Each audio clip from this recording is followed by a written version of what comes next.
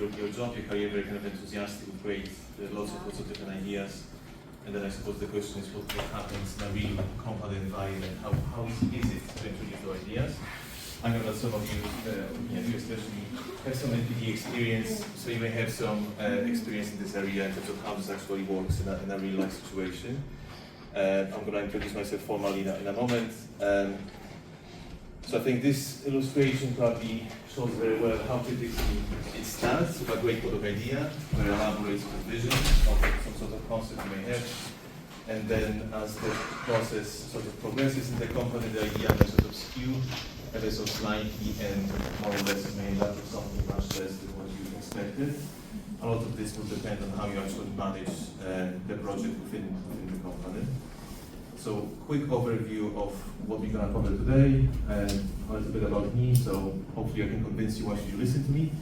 To begin with, we can recap what a new product developer actually does in a company setting, and then what actually happens once you do have your first product idea, and what do you do with it, where do you take it next.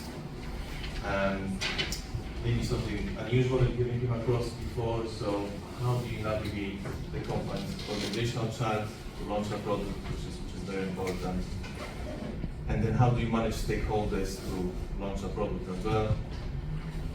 And then how do you push the project to the stage and gate process. And then finally you can finish off with some key takeaways.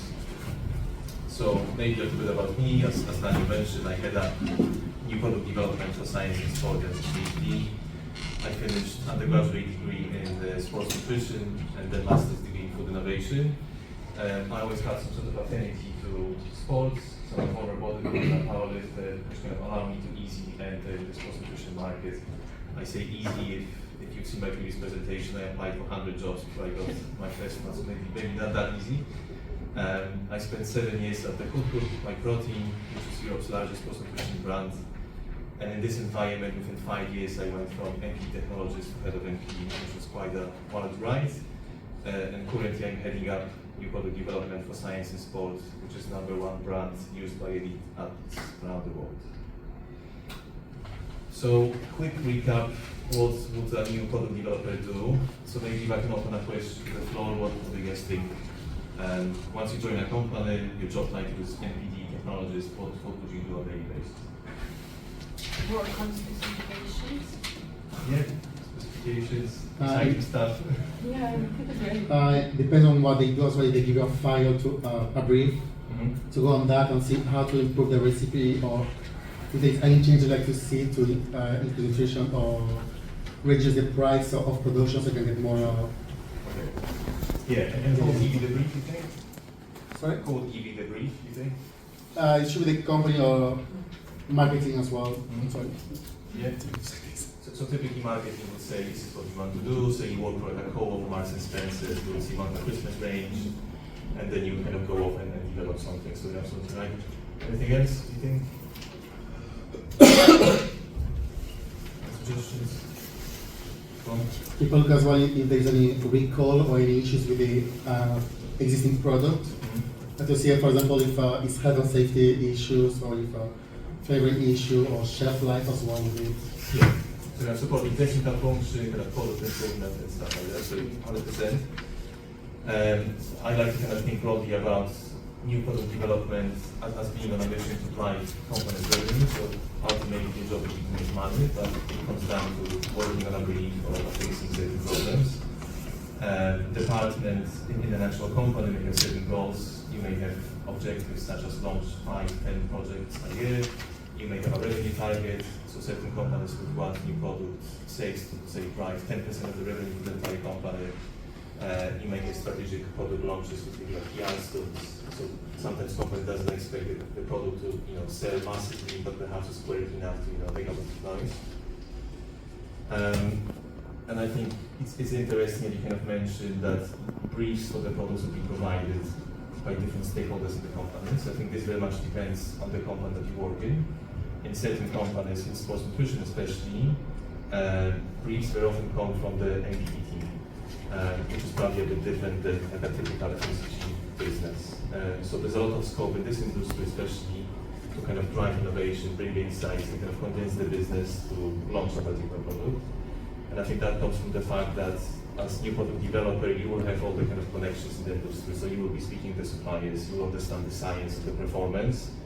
It's not necessarily something like a technical team of writing will understand, which is pretty unique. So obviously all depends on the company. But it's not to say that every time you need to work on a brief. Sometimes it's quite open and you kind of decide what you want to launch as long as you can convince the business. So as you mentioned, the big part of the role is hands-on development, so working in the kitchen, working in the lab. In the context of sports nutrition, this can be like protein bars, this can be pills, this can be effervescent tablets, that those are samples we can supply. So that's your lab work. You're also going to be doing some factory scale-up, so it's all kind of well that you can develop a great product on the bench, so usually it doesn't work quite smoothly in the factory, because now we go from making this tiny protein bar to making like thousands of protein bars per hour. And a big part of the job is business case development, which I like to refer to as kind of dragon's den experience. So this is where you kind of gather the insights, you actively look for opportunities to drive this revenue in the business, and you try to convince the business to launch a product, launch a particular flavor. And I think that's pretty unique for the MPD role, and it's perhaps something you wouldn't quite have the experience as part of uni. You'll probably get it once you do join a business. So I'm hoping that today I can give you a bit of a glimpse of how this works in a complex setting. And obviously, a big part of the role as well is taking your concept to launch, which means progressing it to the stage and gate process. So stage and gate process is basically, what it sounds like, it's like a pragmatic way, a framework of working on a project up to a certain stage. You get a sign off by numerous stakeholders, and only then the project progresses. So it gives like a logical framework of navigating the product development process, what you can talk about it in a moment. So you kind of fall here in the middle between your dragon's den experience, lab work, and then working in the factory. So you have your first product idea, and now what? So I think that university will give you the technical skills to operate relatively well in the lab and kind of the factory setting. So all of you guys will have your food hygiene, your HACCP, food safety, microbiology, and so on kind of modules, and also vegetable development. But what was quite a steep learning curve for me was how to execute those ideas in a company, corporate setting, especially. You need to navigate complex structures. You can have 200 people in a business. You can have 20 different departments you need to work with. Who do you speak with? In what order? Who needs to approve something? Who needs to give you advice?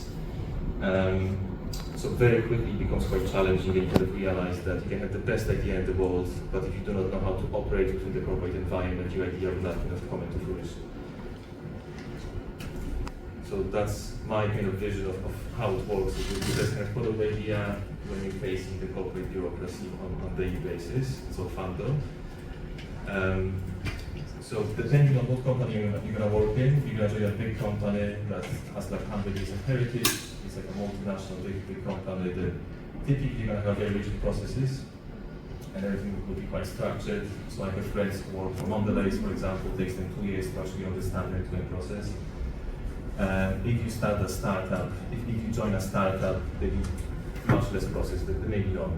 And they need very little kind of understanding from outside of MPD how to actually launch products. So there's pros and cons to both. If you join a startup, you will have much more flexibility to do what you want, as long as you make the right decisions, and you can have much bigger impact. And I think that kind of is very characteristic of my journey, my employment.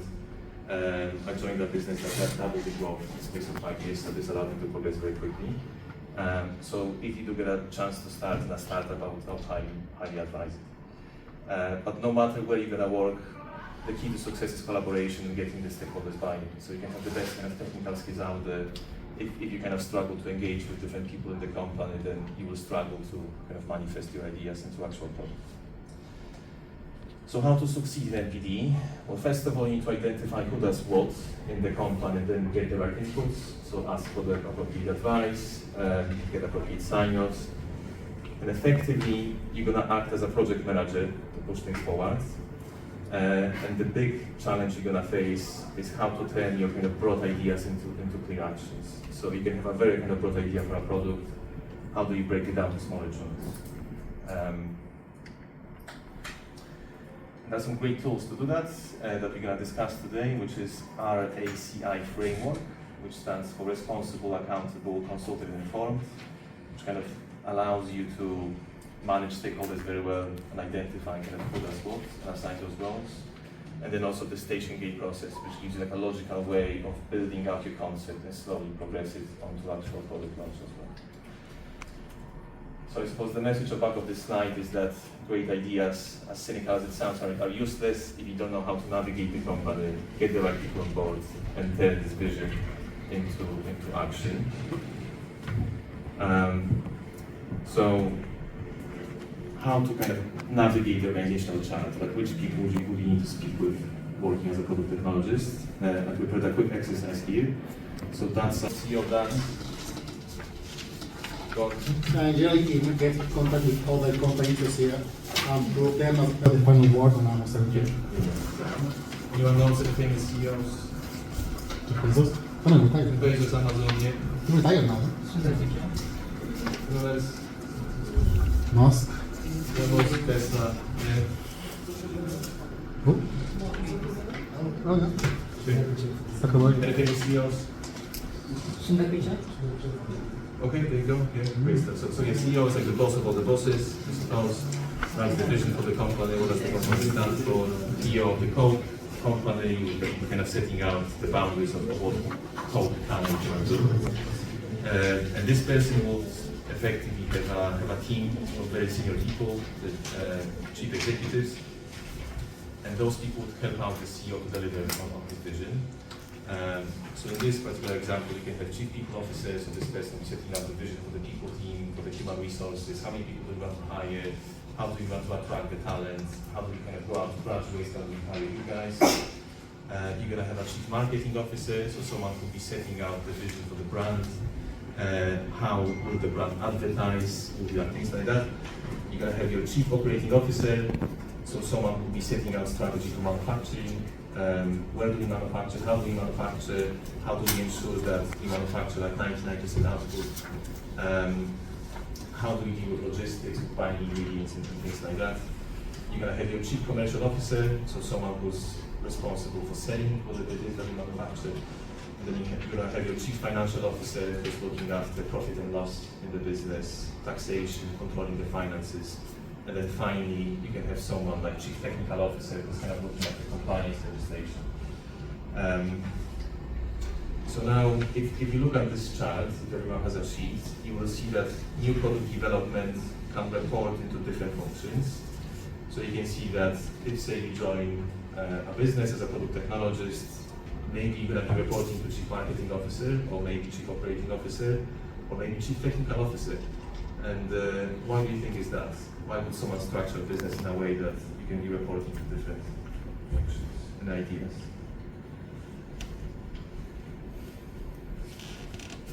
Okay, maybe a little tough one. So it all depends on the business strategy. So each of those chiefs effectively gonna have different objectives, and sometimes they can be quite contradictory, which creates some tension in the company, which is a positive tension. You don't want everyone to agree on everything. You want people having kind of diverse opposite views. So for example, typically marketing isn't very kind of finance aware. So they may want to run like huge kind of lavish campaigns, not necessarily looking into how much it costs. On the other hand, you're going to have kind of operations looking into efficiency. So operations only care about production output. You want to run the factory 24 hours a 7, pumping out products, no downtime. And then you have your chief technical officer who's all about quality. No compromise on quality, everything needs to be perfect. So then how do we balance that? If someone wants no production downtime and someone wants all the quality. So this will lead to some sort of tension in the company, which is fine. And then it's the case of kind of aligning with those people. So if you join a business as a product development technologist, your reporting line will depend on the business strategy. So if the company is very kind of marketing-led, say microteam, and is very responsive to trends in the market, say something's trending on TikTok perhaps, and you want to kind of capitalize on this and launch very quickly, it makes sense for you to be kind of as part of this brand team, because then brand will come over and say like, guys, some sort of ingredient is trending on TikTok and you like launch it quickly and then off you go and you do it. If you work for, say, an ingredient manufacturer, someone who say manufactures like soy protein or something like this, this will all be about output. So you're going to be reporting to the operations. So then the idea is it's all about optimizing production, manufacturing as quickly as possible, and then to your point, you're probably going to be doing that for product improvements, efficiency improvements, and things like that. And then if you work in a highly regulated environment, for example, baby infant formulas, it can be wishy-washy, it can be marketing-led, and it can be all about output. It must be kind of low and kind of quality. So then it makes sense when you kind of report the chief technical officer. So as you can see, it really depends. Like the nature of your job, even though it's all NPD, closely depends on what kind of business you're going to join. So maybe a question for you, looking at this chart, who will be the biggest blocker for new product development and why?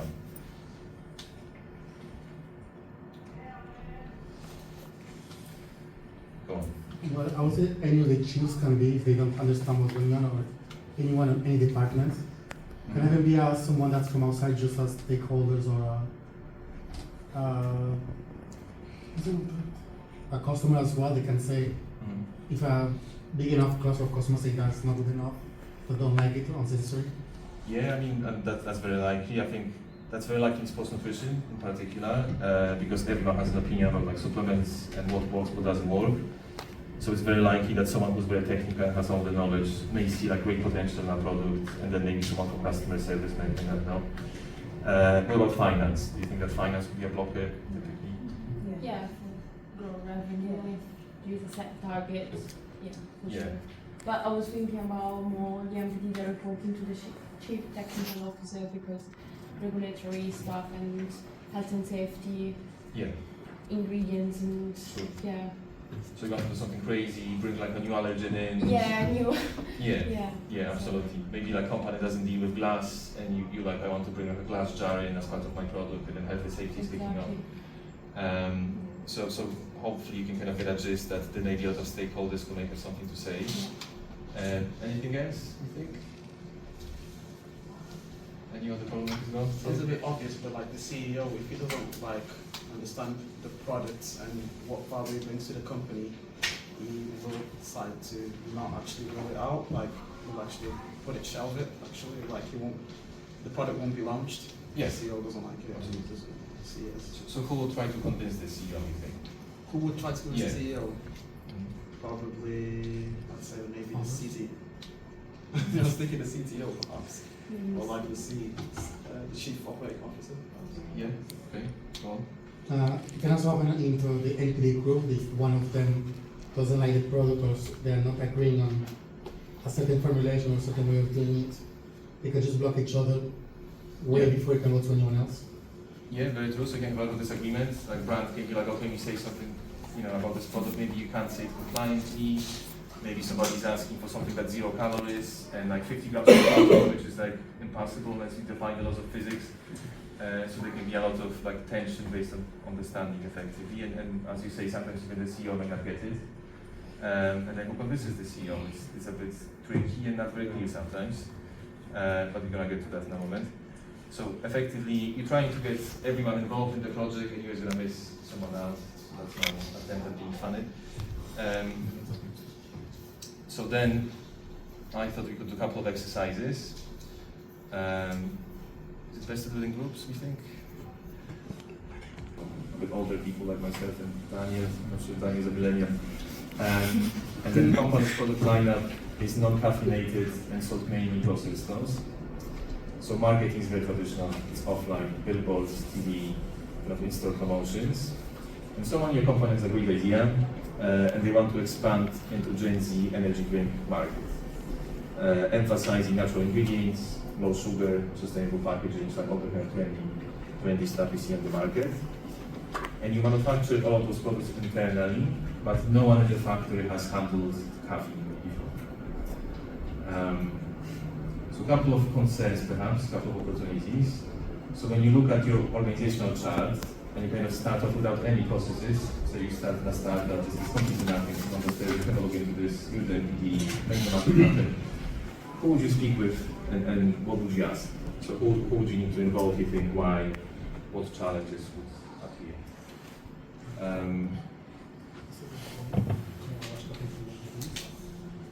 So maybe if you want to have 5 minutes to have a think, make some notes, and then you can take turns.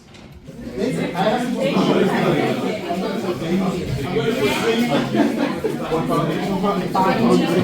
supposed to go shopping for them after. I'm always going to start working my shop, okay? They give me 8 months to get ready and get back to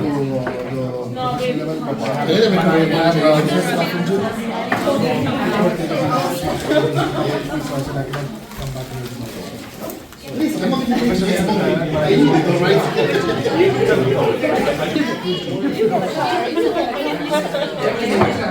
Now there's milk. In the peach. There's milk. Oh, the protein. Protein. Is the milk?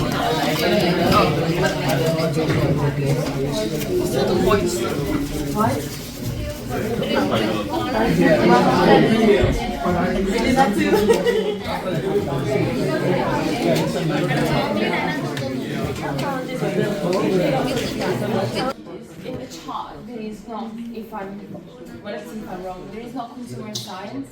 But I think in our big MPD team, you would have consumer science for sure. If you're testing something new, you need consumer science testing. No? Interesting. So there was no customer science neither at the host group or sciences. So later on I will talk about the stage and gate process. One of the stages is supposed to be testing and validation, and what you find is not every company does that, which seem a bit risky, but there's probably like some commercial considerations as well. So sometimes the order volume of the ingredients or the actual finished product is so big for a company of particular size. If you're committed to doing it, you probably would just do it without testing. It's probably a different story for like big companies like Coke, where they can launch in like a one store test. Yeah, I'm used to do like consumer science first. Yeah. Before launch. 100%. Yeah. We also need to look into marketing. They need to go into another field because it's our younger generations. They got access to more things. They're not always on billboard, TVs, or in-store promotions.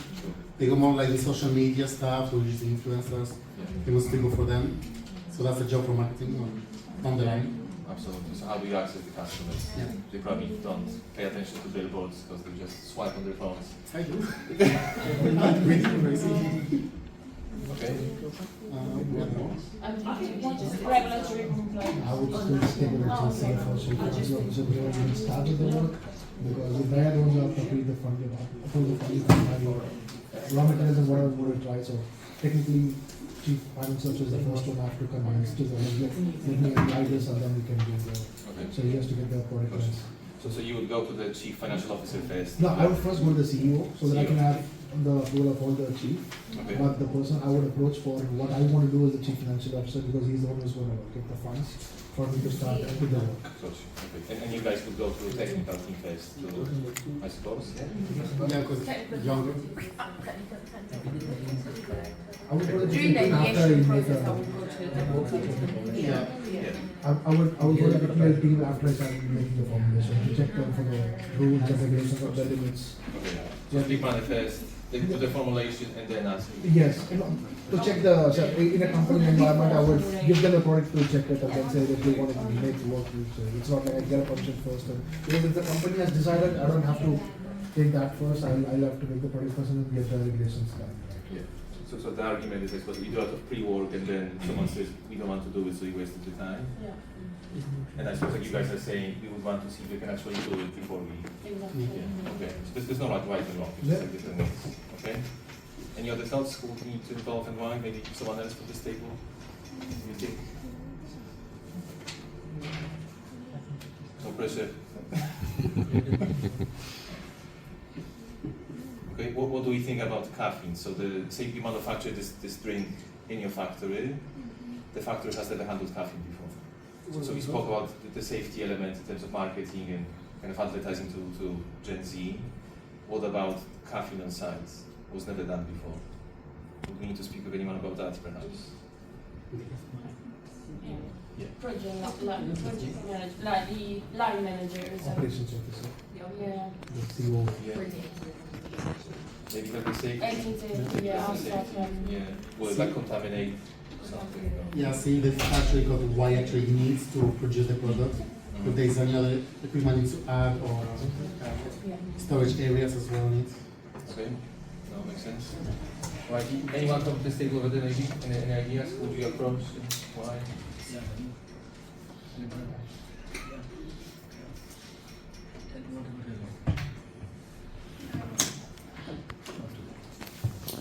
What about things like supply chain? So what would we need to kind of figure out if you can get the ingredients that you want timely and you have appropriate suppliers? Or maybe even sales? Would you sell it? Like would you list it in Tesco and Sainsbury's? Do you know like the account managers who kind of take it from you? Maybe? Yeah. Yeah, I guess you would need to kind of, I mean, probably that's the role in procurement, but you would need to get the minimum order quantities, lead times, depending on the order size that you want to place and how fast you want to get it done. Yeah. Yeah. So timing as well. How quickly can you do it? Yeah. And also, doesn't it come after you make the product? So there you go. So the supply chain, all these things come after my product is approved for sales. So good question. At what point you would approach supply chain? Would you ask them first? Would you kind of do the sample first? That's my and then- question, because for samples, we don't need big bulks, or we don't need, there's not going to be any time constraint to receive the samples, so if you're going to run, we're going to run for the supply chain management, that means that we are ordering it in bulk and selling it in bulk, Yeah. which means that happens after you make the product. Sure. So I suppose like it's not very clear at what point you'd be speaking with supply chain. You probably need to speak with them kind of throughout the process. Yeah, we'll letting them know, but my simple question is like once we get that product right, so we get when the CTO and the CEO both are happy with the product lineup, so then that's when we go for supply chain. Say that is what we're doing, we're going to do. Yeah. So kind of ties into like what we're going to talk later on. It's you need to have a couple of touch points with supply chain. So sometimes you will ask about feasibility, and then later on to get more clarity in buying, you will like lock it down. So then you will figure out your costing and supply chain and all of their volumes and stuff like that. But I suppose like what's being painted now is the picture that you need to speak with multiple people at different points in time. And it's probably not very clear who you're going to need to speak with first. Like is it the CFO, is it the CEO, is it the technical? Like it's a bit of a chaos, I suppose. Well, you can speak all at the same time by having a meeting and proposing a product that saying that what's going on in the market. Okay. So say looking at the chart, how many people do you think you would need to have in a meeting?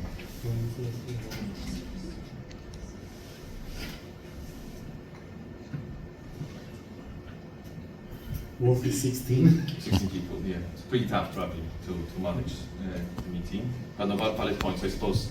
The more people involved, the easier it should be because everyone agrees, hopefully. Maybe not. One person wants to do this, and then 19 people say no. So it could be a bit tricky. Anything from you guys at the back, maybe? What do you think? Maybe we can move to the challenges that make up. If you have any thoughts. I think it's already been said, I can't really hear on that side, but how the packaging would fit for both Gen Z and the millennial males, and marketing it to both. I think that could be difficult because the different target audiences, and maybe there'll be more sales in one area than the other, so is it best to have two different products Sure. rather than one? No, absolutely. So I suppose is it the case of starting a product from scratch? So for example, you are selling some sort of millennial kind of led product already. You could be tempted to use the same ingredients, same packaging, same flavors. You have kind of economy of scale. But then, do you want to do that? Will not resonate very well with the customer base? So like, it's probably something you need to consider between the supply chain and the marketing team.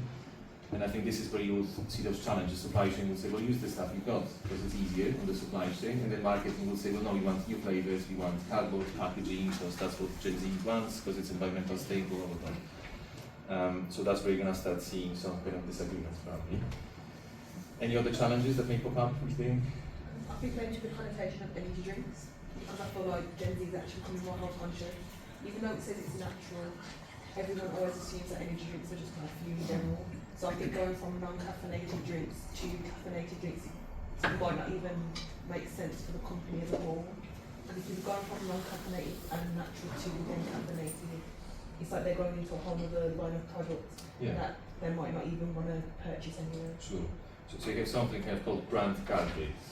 So the CEO and the brand would say this is what the brand stands for, and then this should kind of define how far can you move away from it. So for example, it would be strange to see like a beer company launch an energy drink or a health supplement, because why would customers trust it? So it's kind of similar here. You advertise a product towards millennial, kind of older generation and males, and then you do something kind of hipster and kind of trendy. Will customers trust it? Is it still the same brand, or is it something else? And then if it's something else, well, how costly will it be to kind of build this brand from the brand up? So all these considerations we need to take with as well. For all the partners there before on the fifth point, they got lack of knowledge when it comes to caffeine-related drinks. Which they may not know what type of caffeine to use. It's either shot from coffee or from guarana or from acai berries, or the concentrations actually needed, Yeah. the type, if they are flavorful or not. So which providers go to us for that product to insert into the drinks. Sure. Big safety concerns, I think. So like, how do you homogenize the caffeine in the drink? Will it dissolve? Will it not dissolve? Will you contaminate other products with caffeine? Will the kind of operators in the factory know how to do a clean down? So you react with the on the Yeah. packaging as well. Yeah, I think another one is like the amount of caffeine that's actually being used for that energy drink.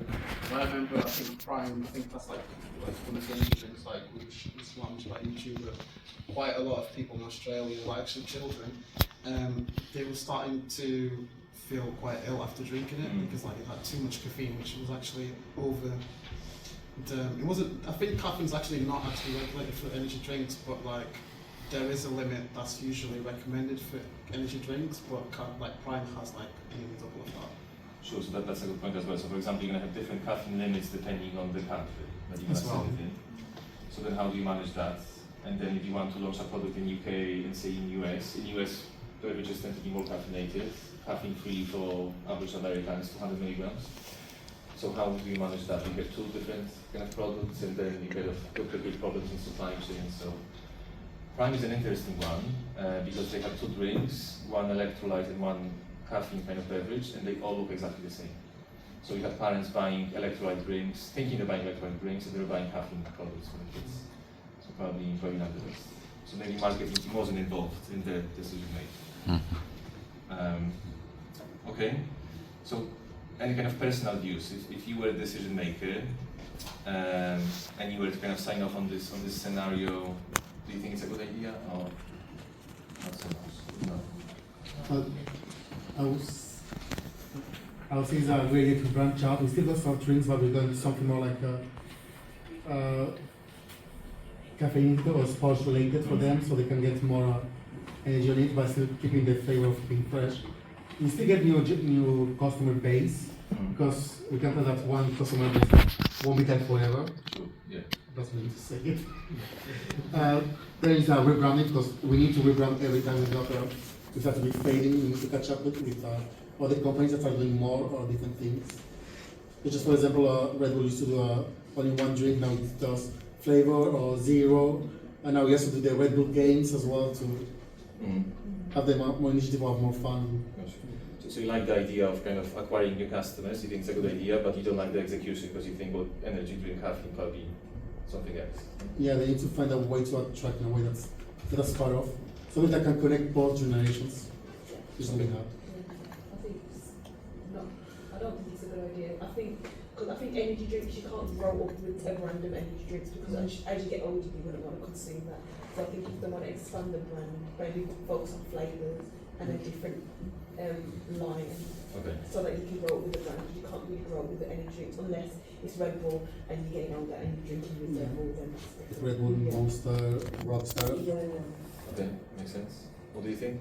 Well, for well-established companies, it's a good idea to branch out, but if it's a smaller one, startup with financial controls, no, it is not a good idea. And plus, when it comes down to the drink as such, caffeine maker is okay, as long as they have the marketing clear to those people which people want to drink, and then again, as they said, once you get older, it's not like that's all for the Gen Zs, but you also get new batch of Gen Zs again. And the next youngsters will come in. So it's like when people get once people get older, the other one comes in. So they're going to get the drinks, but the flavors, yes, different flavors works for them. Okay. All right. And they can create subsidiaries of, for example, like Coca-Cola. You got Coca-Cola brand, but they also got all the brands on the same name, the same way. Sure. So build like a sub-brand perhaps. Okay. Yeah. Yeah. So brothers linked to the company, but it's something else. Okay. Probably very costly. Any ideas from this side of the room, maybe? What do you think?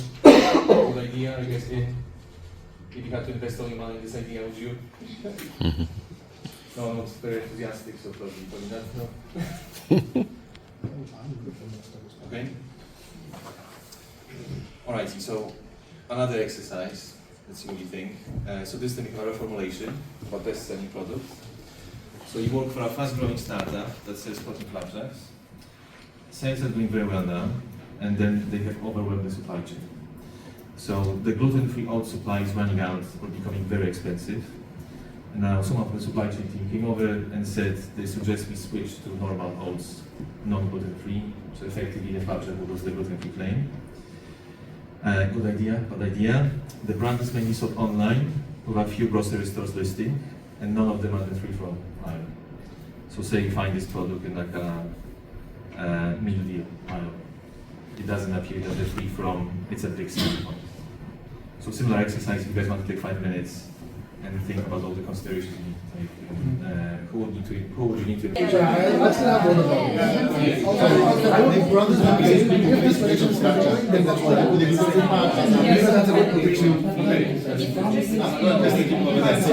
That's something new or new, but I'm going to comment on that part. Oh, we have flapjacks. This is what gluten-free flapjacks. Creative manufacturing. Years of experience in food business and years of experience in food business and I learned that for the second semester. Yes, gluten.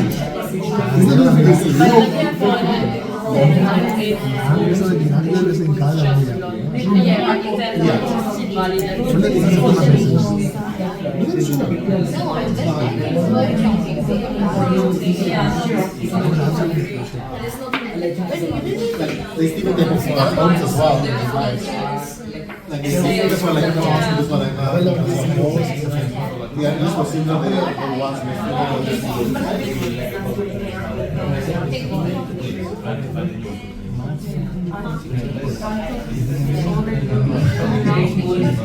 I just went. I thought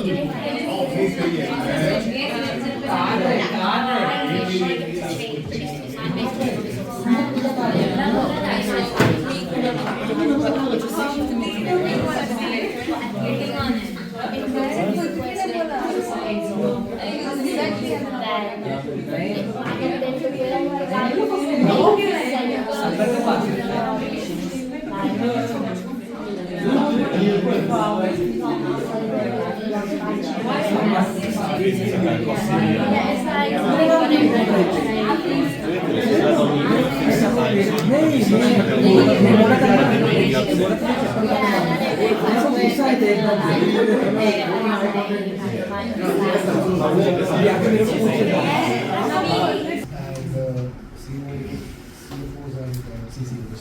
Because I would, instead of switching to gluten-free claim, I will add one more supplier for gluten-free oats and add a production line. Because the company is a fast-growing company and it has a reputation for selling the gluten-free oats. So if the company's position stays like that, I will add. You could use this framework where you assign people responsible for completing the task.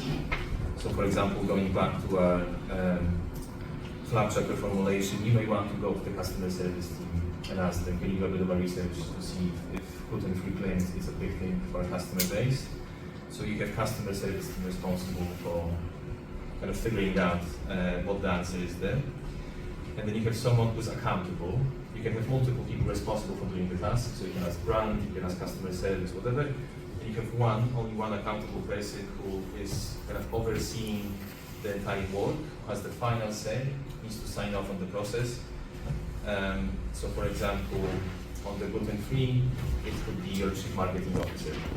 So he sets out or she sets out the kind of marketing direction, and this person will decide if potentially is something not working as a brand or not.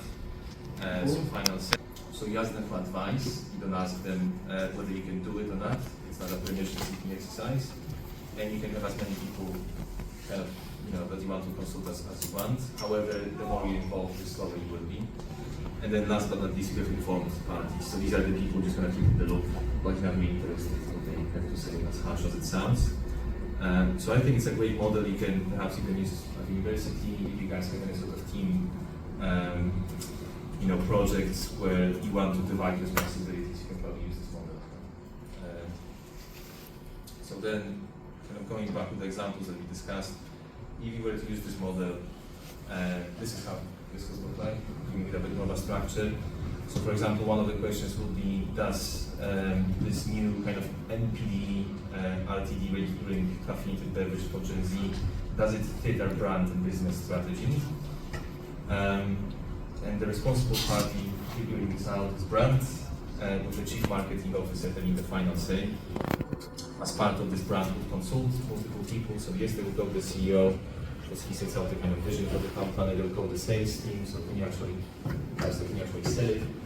And brand would also go to the MPD team to understand that they can actually make it. And then you would inform other people. You can, for example, inform finance. Does it really kind of seeking permission at this stage? So you're not asking finance if you can make massive profit on this. You're not quite at this stage where you can assess it. Other considerations, what's the reason to believe? So there's plenty of energy kind of drinks on the market. What's different about this one? So what are the consumer insights? What's the market gap? What are the trends? You can have multiple responsible parties here, so this can be marketing, going out and doing the research, comparing different competitor products. This can be NPD. I think typically you're gonna find that marketing team will not have the technical knowledge that NPD team will have. So things like caffeine levels, for example, very often that's not something the marketing team is necessarily aware of. So very often NPD will be involved in advising the, and again, accountable party here could be chief marketing officer, consulted people with brand sales, COO, and CEO. You don't need to go through all of it, but you can see how this would work. And other considerations, effort versus reward. So we spoke about project being risky for the brand that doesn't quite have access to the customer base. They don't really sell to Gen Z. So to your point, how do you attract those customers? You probably need like a TikTok account. Who will be managing those accounts? How much will it cost? Maybe it's a different brand, so like a sub-brand completely, and then how do you build the brand awareness? So pretty difficult. How do you get all this money, and how much do you need to hire additional people and run the campaigns? And then how much can you actually make? So what's the margin on the energy drink? How much can you sell? So it's something you would need to assess initially without having clear answers. What will it take us to win? So again, every product you launch will need to have some sort of unique selling point. How does it differ from what's already out on the market? What problem does it solve? What are the compliance risks? So we spoke about caffeine and the claims and the age limit. Can you source the ingredients at the scale? So that's a question for supply chain and procurement. Do we have a relationship with key suppliers to actually sell it? Whether we sell it Tesco, Coke, online? And then how do we actually pitch it when you want to sell it? So for example number 2, we can use similar model. I think the key kind of difference between example number 1 and 2 is that in number 2 we kind of play not to lose, because the product already exists and you try to protect the sales, albeit maybe it's not actually to win if you price a bit higher. In example 1 you play to win, so you can enter a new category where the old one is performing really well. It's not to say that one is less risky than the other, because if you enter a new market, the product won't just pick up on its own, you need to invest heavily in it. And then if you reformulate the old product, obviously the risk is, well, this gluten-free claim really that important, we lose sales. So key considerations, does this align with our brand and business strategy? So gluten-free, as we said, probably not the main thing for the brand. It's a protein flapjack, it's a gluten-free flapjack. What's the customer impact? So will we lose customers? Will they accept the loss of the claim? So it's probably a question for the marketing and the NPD team. NPD team could do like a competitor analysis to see how our product compares with others. Effort versus reward, again, what will it take to win? All the risks you mentioned about the allergen labeling, cross-contamination. can we secure old supply?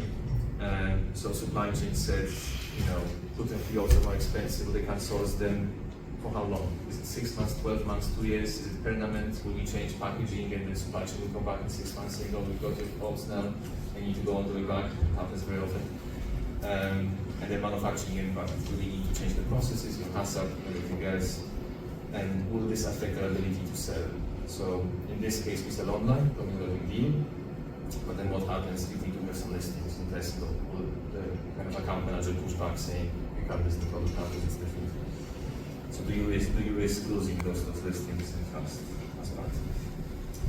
So then, once you have all these considerations, and we've discussed a lot of them, what would happen next is you would wait for the final sign-off of the accountable people to look into every single consideration. So what should happen afterwards is that all the people who are accountable for figuring out those considerations would meet together, aligned, with a vision of launching a new product, hopefully. So this is where the final say would sit with the CEO. So say you have your chief marketing officer and chief operating officer coming together, they said we've got all the answers, we figured out all those considerations, and now we think collectively we should do it or we shouldn't do it, and the CEO says yes, this is no.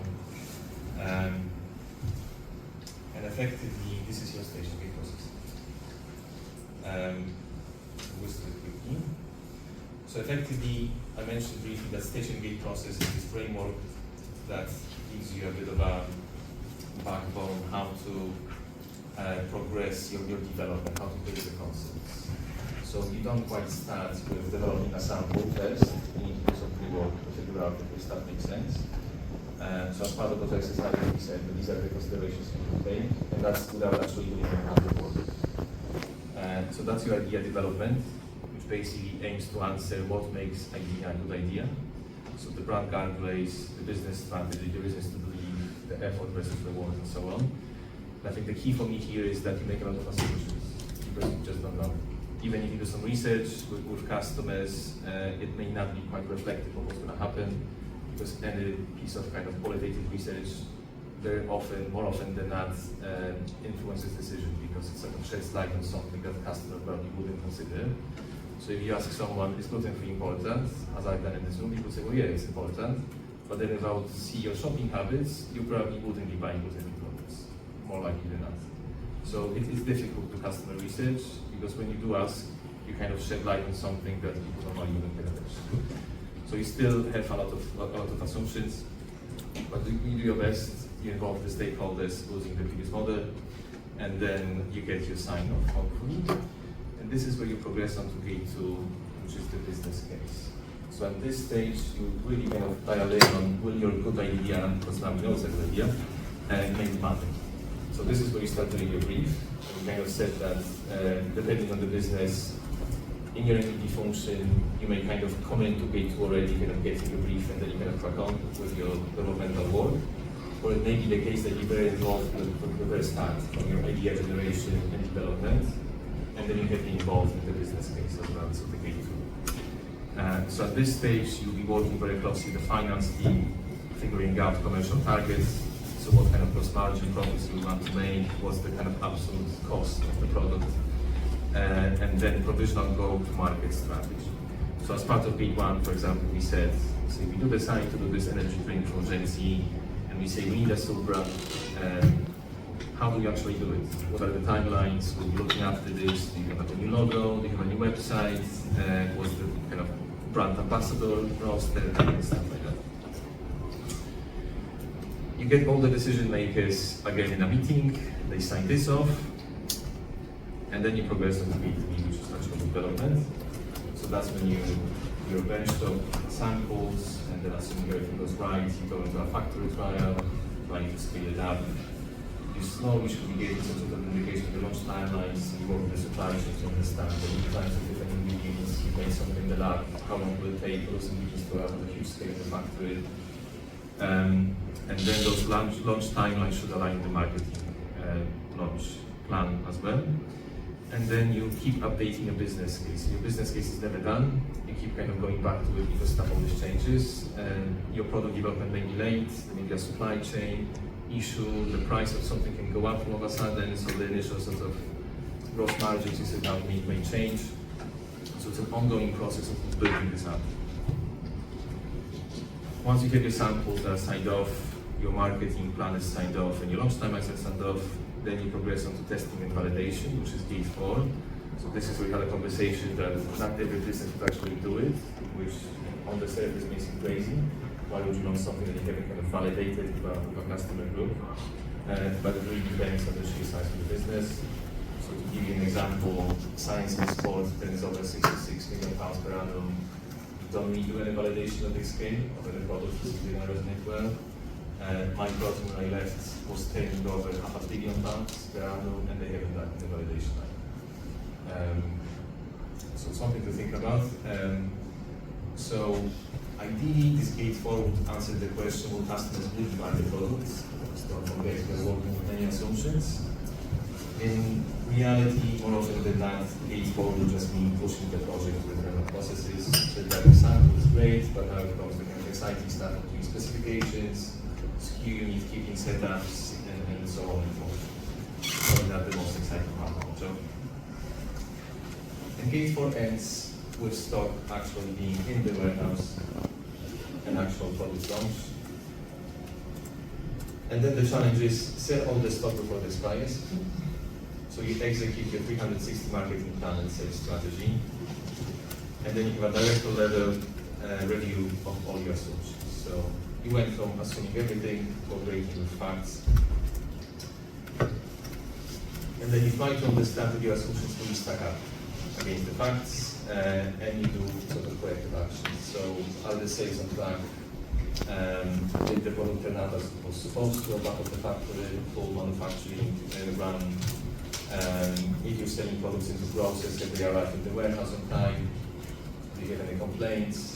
Can you replenish stock on time, and so on and so forth? And what happens very often then, you're always going to have someone coming over asking for changes that you align to someone. So that's just part of the job. This can make or break the project, as I hope we have illustrated here with people having different views, sometimes opposing views. Too many voices equals delays, but you can use the responsible, accountable, consulted informed framework to keep things moving. How this framework will work in like a practice setting, you would get people on a call and you would say, this is my proposal for how to figure out those considerations. Are you happy with being assigned to X, Y, and Z? Cool. You finish the call, you send out meeting notes, you come back in a week and hopefully stuff is done, maybe 2 weeks. And then stage gate keeps NPD on track, avoiding costly mistakes, because it gives you a pragmatic way of figuring out all those kind of considerations and pushing the concept through the process. So real world NPD is messy. I think this energy drink and flap chart illustrated pretty well.